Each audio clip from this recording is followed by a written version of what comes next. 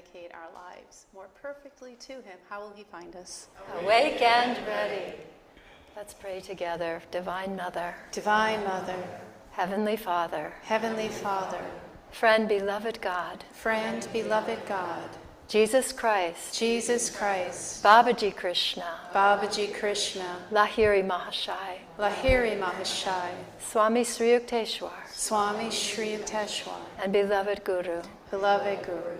Paramhansa Yogananda. Paramhansa Yogananda. Saints of all religions. Saints of all religions. We lovingly bow before you. We lovingly bow before you. We offer to you. We offer to you. Our love. Our love. Our devotion. Our devotion. Our service. Our service. Please bless us. Please bless us. With your omnipresent presence. With your omnipresent presence. Within and without. Within and without. Ever more perfectly. Ever more perfectly. As we receive you. As we receive you.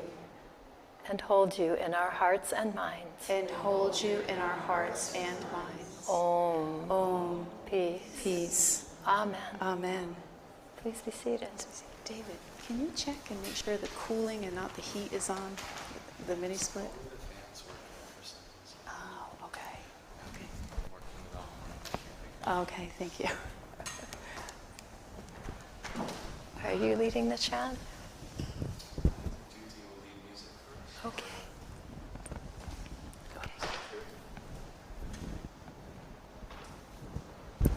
I don't know. She comes. Okay. There she is. There she is.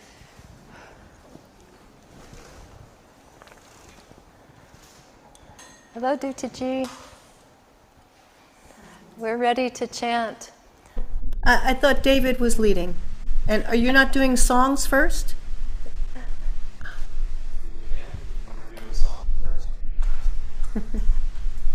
Let's do the song that we had thought of earlier, which is Around.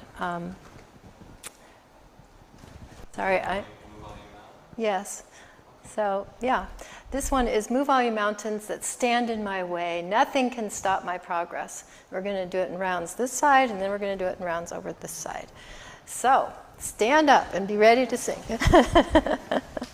Should we open the door? What do people think? We have a cooling issue today with the mini splits. Not. Do you think it would feel better to have some fresh air? Or? Yeah, maybe just open the door too. Right?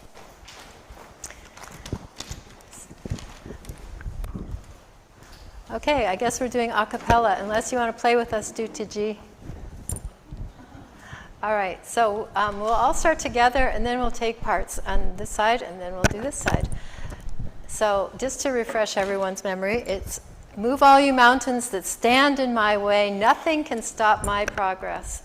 Tall trees fall aside, every bramble I slash with the sword of freedom. And then we repeat. All right. So we'll start. Move all you mountains that stand in my way. Nothing can stop my progress. Move all you mountains that stand in my way. Nothing can stop my progress. Tall trees fall aside, every bramble I slash with the sword of freedom. Tall trees fall aside, every bramble I slash with the sword of freedom. Move all you mountains that stand in my way. Move all you mountains that stand in my way. Nothing can stop my progress. Nothing can stop my progress. So much for rounds. Trees fall aside, every bramble I slash with the sword of freedom. Tall trees fall aside, every bramble I slash with the sword of freedom. One more time for Aline. Move all you mountains that stand in my way. Nothing can stop my progress. Move all you mountains that stand in my way. Nothing can stop my progress. Tall trees fall aside, every bramble I slash with the sword of freedom. Tall trees fall aside, every bramble I slash with the sword of freedom. Oh. Welcome, Aline. It looks like Kevin's joining us as well.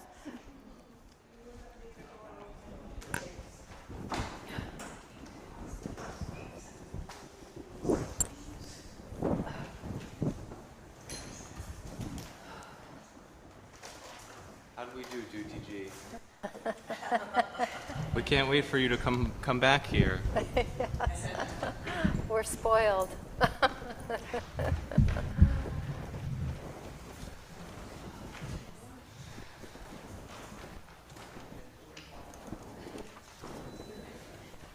From joy I came and... Pole star of my life. Okay, we'll start with from joy I came. We're going to begin with from joy I came. The words are very simple. From joy I came, for joy I live, in sacred joy I melt again.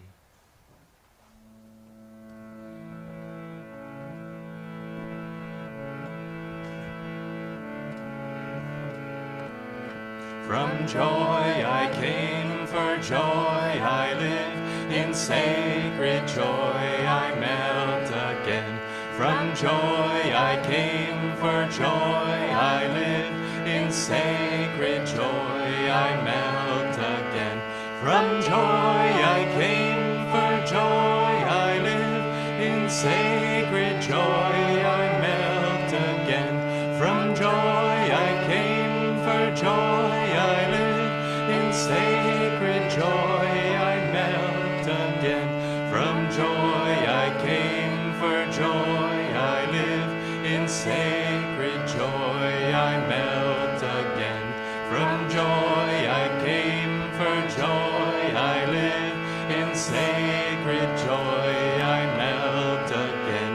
From joy I came, for joy I live, in sacred joy I melt again. From joy I came, for joy I live, in sacred joy I melt again. From joy I came, for joy I live, in sacred joy I melt again. From joy I came, for joy I live, in sacred joy I melt again. From joy I came, for joy I live, in sacred joy I melt again. From joy I came, for joy I live, in sacred joy I melt again. From joy I came, for joy I live, in sacred joy I melt again. From joy I came, for joy I live, in sacred joy I melt again. From joy I came, for joy I live, in sacred joy I melt again. From joy I came, for joy I live, in sacred joy I melt again. From joy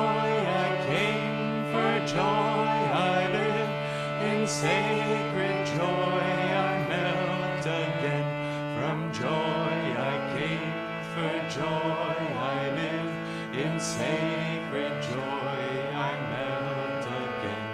From joy I came, for joy I live, in sacred joy I melt again. From joy I came, for joy I live, in sacred joy I melt again. From joy I came, for joy I live, in sacred joy I melt again. From joy I came, for joy I live, in sacred joy I melt again. From joy I came, for joy I live, in sacred joy I melt again. From joy I came, for joy I live, in sacred joy I melt again. From joy I came, for joy I live, in sacred joy I melt again.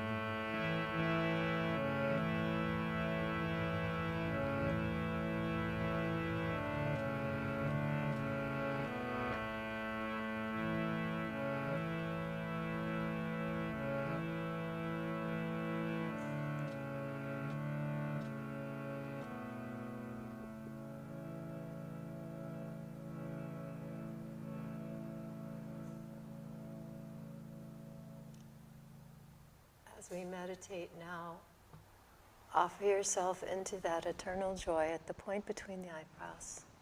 So.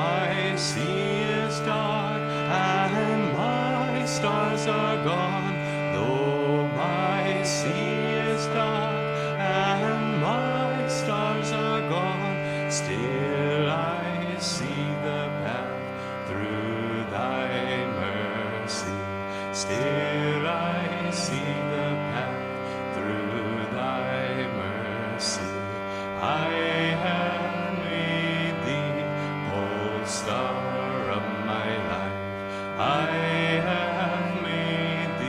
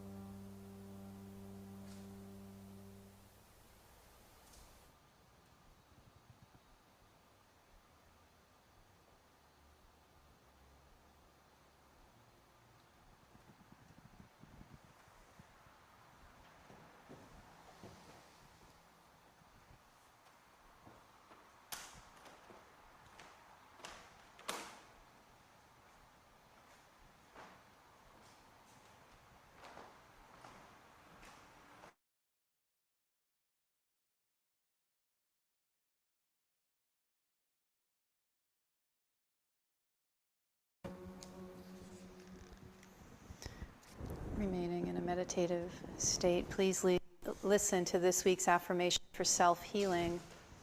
Concentration. Concentration is the secret of success in every undertaking. Without concentration, thoughts, energy, inspiration, purpose, all one's inner forces become scattered. Concentration is the calm focus of one's full attention on the purpose at hand. Concentration means more than mental effort. It means channeling your heart's feelings, your faith, and your deep aspirations into whatever you are doing.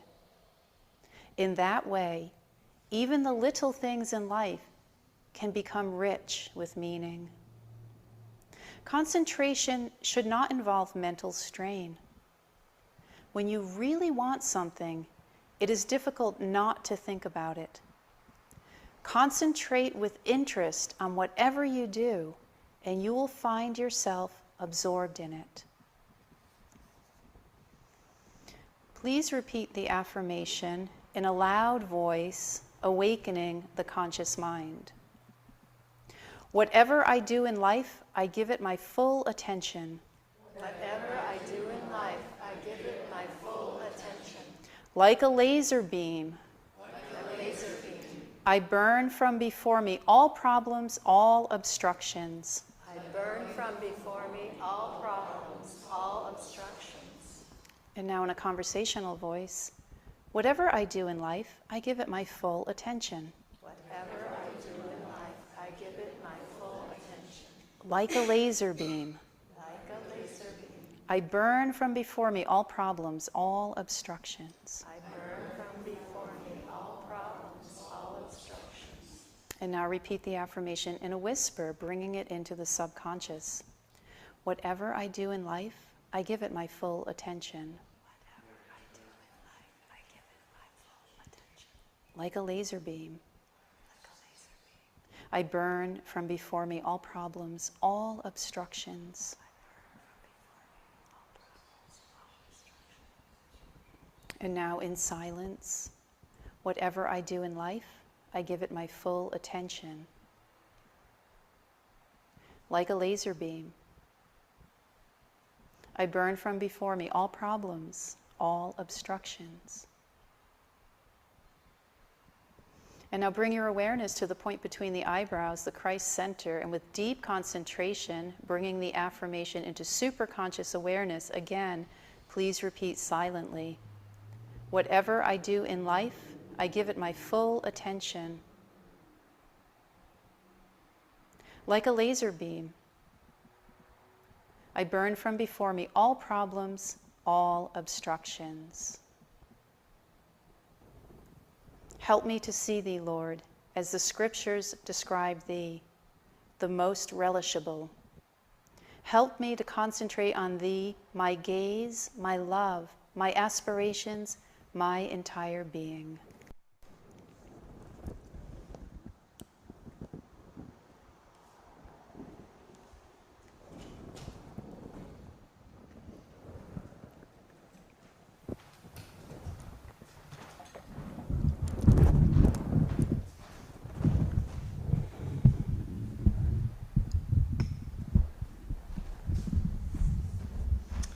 This is a reading from Rays of the One Light, weekly commentaries on the Bible and the Bhagavad Gita by Swami Kriyananda. Week 31, How Democratic is Truth? Truth is one and eternal.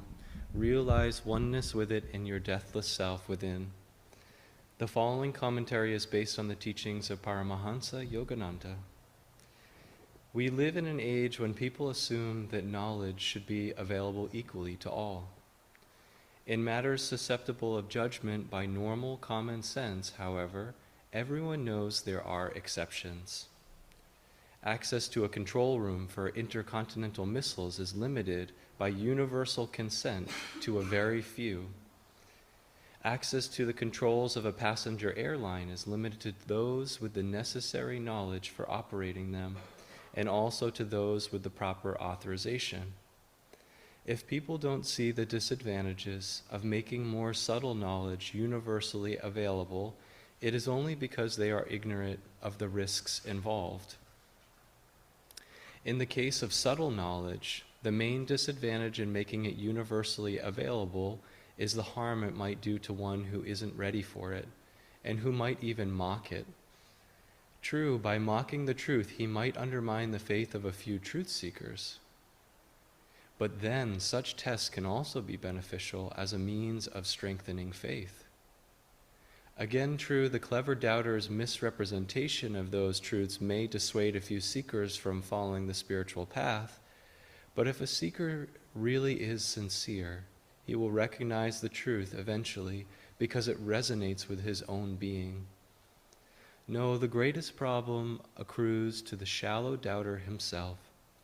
To give him an opportunity to affirm his ignorance might only estrange him even more from the truth, delaying the time when he will turn, as all people must, eventually to the light. Thus the scriptures advise not secrecy, but discretion in the sharing of truth. Jesus Christ says in the Gospel of St. Matthew, chapter 7, "Give not that which is holy unto dogs, neither cast ye your pearls before swine, lest they trample them under their feet, and turn again and render you." And Sri Krishna says in the 18th chapter of the Bhagavad Gita, "Never speak of these truths to one who is without self-control or devotion, who renders no service, who does not care to hear, or who speaks ill of me." Thus, through Holy Scripture, God has spoken to mankind. Om, Om, Om.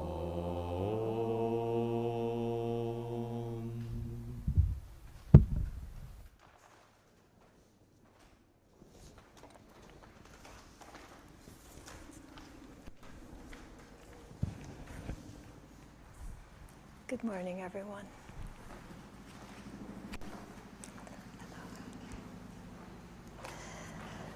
Today's reading from Whispers from Eternity by Paramhansa Yogananda. O divine sculptor, chisel thou my life. Every sound that I make, let it have the vibration of thy voice. Every thought that I think, let it be saturated with the consciousness of thy presence. Let every feeling that I have glow with thy love. Let every act of my will be impregnated with thy divine vitality. Let every thought, every expression, every ambition be ornamented by thee. O divine sculptor, chisel thou my life according to thy design.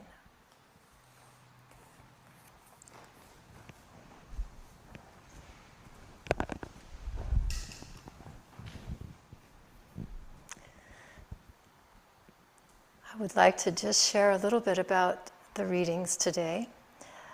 I think it's interesting that Jesus said, "Cast not thy pearls before swine." And we can imagine him smiling a little bit as he's sharing that. He was a dynamic teacher, let's put it that way. All right.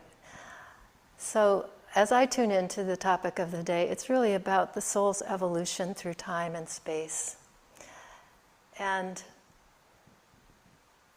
so Jesus is sharing, if we are aligned with truth, with God, with the divine truth, I should say, then we can't just necessarily proselytize it like many try to in various religions. And certainly I have. As soon as I read Autobiography of a Yogi, I was handing it out. And I still do. And some people appreciated it, and others go, "Oh, that's nice," or "I'm not interested," or "Here's your book back."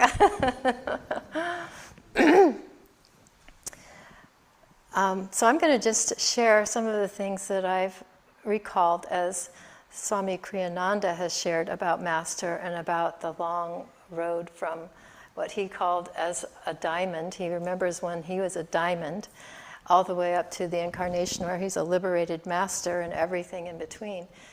And at some point, Swamiji says, "Have I been with you a long time?" And Master just said, "Yes, it's been quite a while." He didn't want to go into it. But apparently during Shankaracharya's time, Shankaracharya said that it was at least 5 to 8 million years to achieve self-realization. And that's not to discourage us, because we're already at least interested in finding God, right? So as lower levels of consciousness, and certainly other forms of life, that our souls came in those too. They came as the stone, as the plant, and then as the insect, and the ladder to human. And Master even says that if we behave like animals in this lifetime, we may go back to being an animal in the next one. So that kind of helps us to want to not necessarily do that. And I don't think anybody in this room would even do that. But I wanted to really emphasize today all of the qualities that help us to get more close to the divine. And that's really why we're all here. So we can see the long journey that we've all traversed, and as many have said, especially Swamiji at Ananda Village, we're now in the last couple of minutes of the hand on the clock to 12 o'clock, just by wanting God alone. Master said it's very, very, very good karma to want God. And so here we are. And God bless you all for sharing this time with me, and it's a joy for me to be with you. All right. So I just wrote a few things I wanted to share. One thing I like to really emphasize is, even though we're all children of God, all of our brothers and sisters, and the good, the bad, all of us, and equally loved by God. And for some of us, that's hard to understand, because some people don't appear so lovable.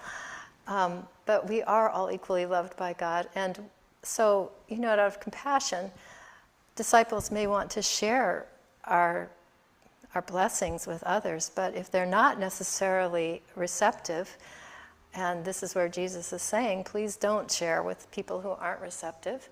And even said, if you go into a village and they aren't really even sharing your interest, he said, wipe the dust of your feet and walk away. And Krishna also said, out of 1,000, one seeks me, and out of the 1,000 who seek me, one finds me. And I think I know Master said, we all have a much higher percentage being Master's disciples. So if you're not a disciple, you might consider that, because Master's grace is for you as well, as God's grace is for everyone. And Master is sending, as he sent Jesus, or God sent Jesus, a self-realized Master, someone who realized his oneness with all that is, which is our journey as well.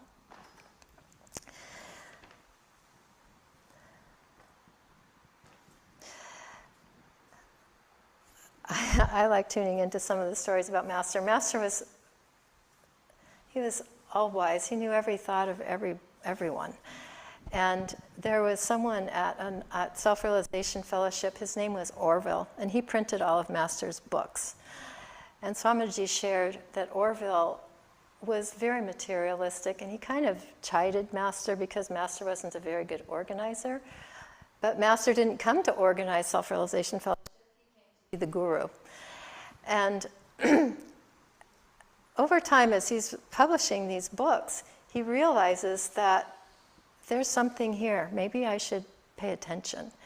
And somehow Master got word that Orville was a little bit interested in these teachings, and he offered him an interview. So Orville came in, and literally he sat down, and Master said, I want you to sit right here. And Orville did. And then Master put his forehead right up to Orville's head, and they looked at each other, and he stared into Orville's eyes. And Orville said, I had no idea what was happening. But he said, I was never the same after that. So when the student is ready, the guru appears. And I know that as I've watched people I've been close to over time, it's often an illness or an end-of-life event that gets their interest, that maybe I should be thinking about what happens next. And then they're all of a sudden more interested, and that's a great time. I love anyone who's in the hospice world or trying to help people that are very ill. I'm a doctor myself, and people are very confused. People in general are very confused. I have a lot of patients who tend to have a spiritual life, and then others who, very personally share very personal things. And those are the people I say, this book might help you. It saved my life. When I read Autobiography of a Yogi, it saved my life. And there might be things in it that you don't necessarily understand, but just see if it has anything for you. And oftentimes these people say, well, I've read the Bible, and then I go, well, try this one. And then there's another story, just to help us not to be thwarted, especially by our own feelings about ourselves. Swamiji said it's never ever good to say, I'm not good enough, or I'm not worthy. And I have come to that place, we're all a little shy sometimes. I think many of us on this path aren't necessarily extroverts. Some are.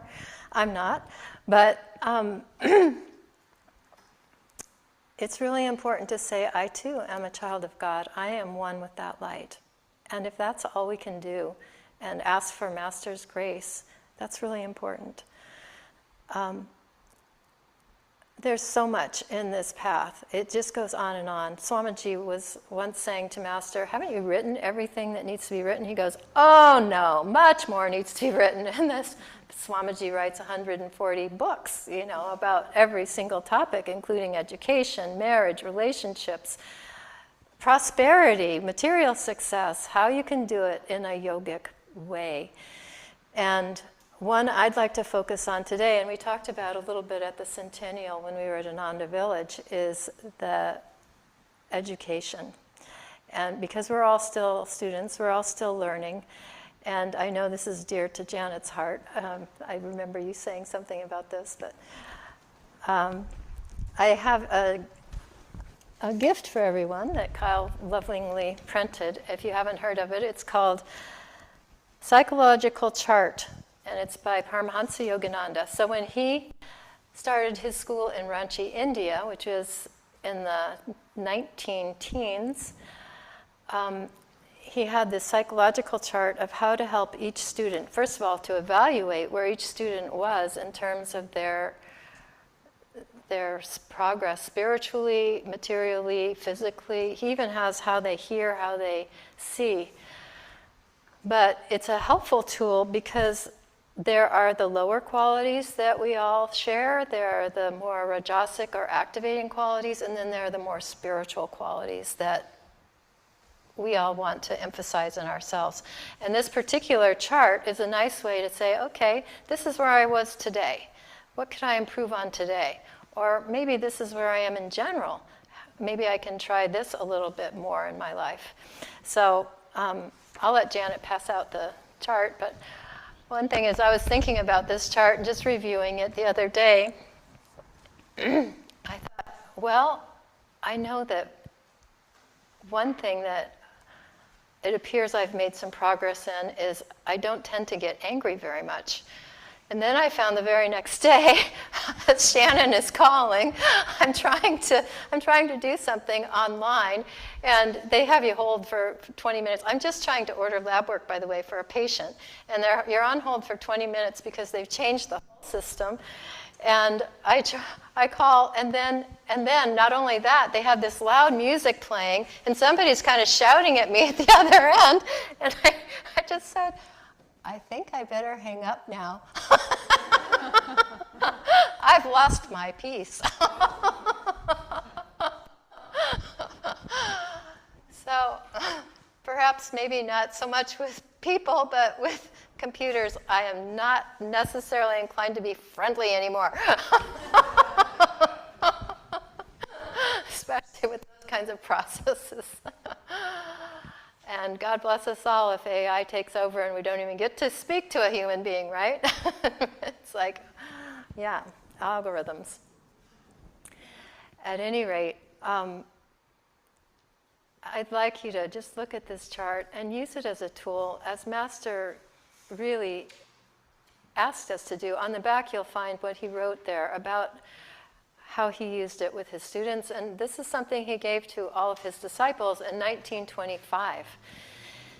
And so if we're on this continuum through time and space, from diamond or even piece of coal all the way up to a self-realized master, it's just one of those parts that we can look at closer to the self-realized master and say, okay, I'm making progress. And maybe this is where one of my limitations is, but this is how I can also overcome it. And then let's focus a little bit on one other thing. This story comes to me also. Master met a woman who lived in Seattle who was in her 80s, and she was an atheist. So up until that point, she wouldn't have necessarily been interested in anything that we're interested in right now. And then she met Master, and it changed her life. So even in her 80s, and I'm going to say this about my own father as well, but let's talk about this woman. He said she became liberated after that. She was in her 80s. So don't give up on yourself. We can all become Jivan Muktas, which means freed from ego. And Master said that. And then when we're freed from ego, all we're doing is really working out our karma. So stay with the path, stay with what's working. And I'm going to share also about my father, because this story reminds me about my father. My father was an atheist, but he was agnostic. He was very joyful, he was very serviceful, he was very truthful. And then he developed pancreatic cancer, and he was given months to live. And at that time, there were just cassettes, and he was having difficulty sleeping, and I gave him the cassettes from Ananda village of Mary Kretzmann for one, but also Jyotish teaching how to meditate, just practicing the Hong Sa technique. And he would just sit there in bed practicing Hong Sa until he would fall asleep. And I want to say it's a very lovely ending to this story. He ended up living about 14 months after his diagnosis. It was inoperable cancer. And over that time, as he's doing the techniques, and I know that many, many people through the Ananda world were praying for my father as well, he just became softer and sweeter and more childlike and just so divine. It was a whole different side of my father underneath this male, masculine bravado, that just became sweet and thoughtful. And one of his concerns was always my mother, how she would be if he was gone. And so while he still could physically, he'd go out and he'd plant flowers in the garden, so she'd have flowers in the springtime. And as we were gathered around and we knew it was his time, we knew that was who he was still concerned about. And my brother-in-law said, "Don't worry, we'll take care of her." And that sort of freed her up to go. But I want to also share that when he left his body, and this story is in Asha's book, Loved and Protected. It's the one about Never Too Late. It's essentially the name of the book. Anyway, when he left his body, that morning, the family was gathered around. He was right here for hours without a blink at the spiritual eye, focusing. That's how he left. This is the way to liberation. You leave through the spiritual eye. This is the Christ consciousness. And that's how my father left. He never blinked for hours while the energy was moving up and through his chakras to depart. They say, the master says that if you leave without being conscious, you're leaving through the medulla. When you're leaving this with consciousness, you're leaving through the spiritual eye. So the negative and the positive pole of the chakra. So that's how I want to leave it. We all have access to these truths. And we all have access, even as people who don't necessarily even believe what we have come to believe and honor and know as true. But there's a time when maybe it's going to be important, and they too will want to share in these blessings. And so I didn't talk about it very much with my father until he was interested, and it was that last year of his life that he became interested.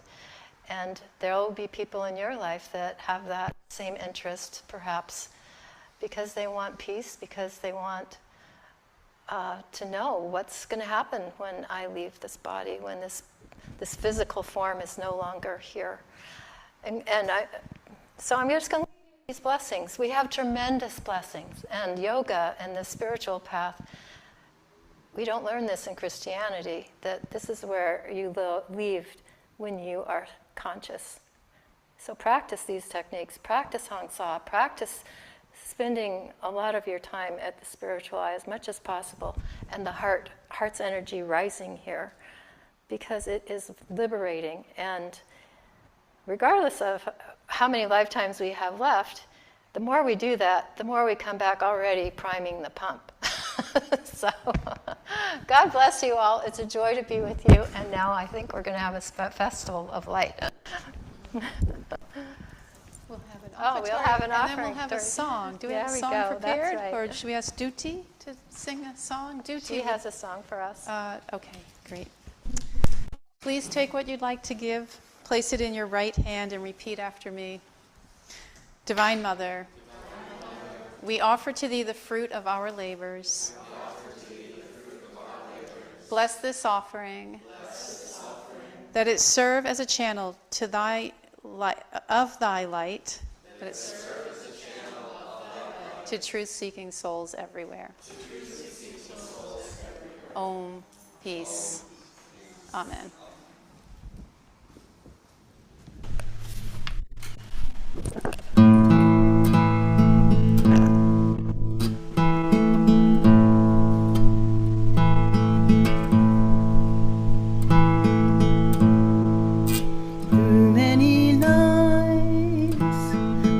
Drunk the cup of laughter, no man could tell the pleasures I have known. The stars in the endless sky, if one could count, would come to billions, yet as vast as are their numbers. So many years I've wandered far from you,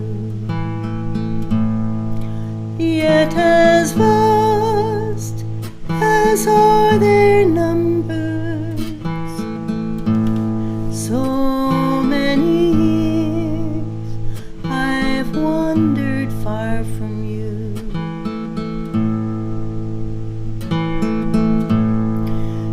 Many lives I've drunk the cup of sorrow,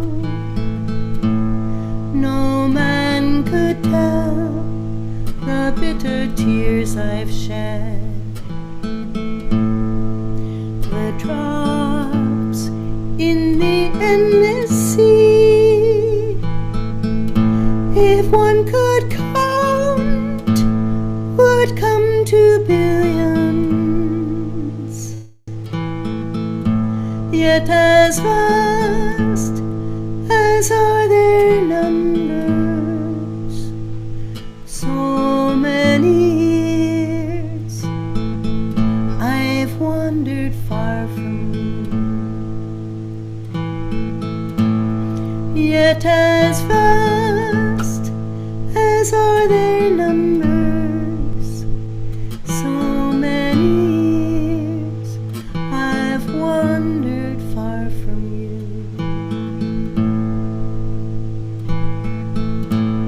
Through countless lives I've sought your cup of sweetness, found other cups, yet thirsted evermore. The streams in the hills of time all found their way into a desert. Every noon of bright fulfillment, and many hours did sink to evening gloom. Every noon of bright fulfillment, ere many hours did sink to evening gloom.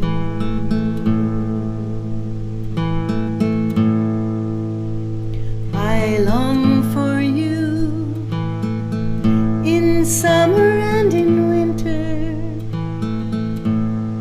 only for you my heart thirsts day and night. I've learned that the sweetest songs ears ever heard were but your echo. Lord, at last fill